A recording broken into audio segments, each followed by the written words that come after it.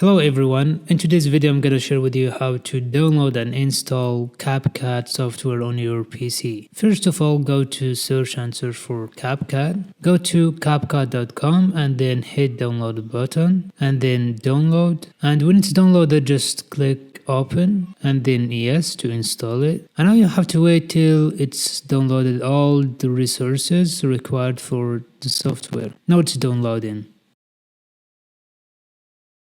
And when it's finished, it's gonna start testing environment to check if your computer can run this software or not. As you can see, your computer can run Capcut smoothly. We just click on confirm. And now everything is set up.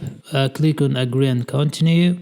Now you can start creating projects. Create a project to start editing your video. And in here we can import new videos to edit. Click on import.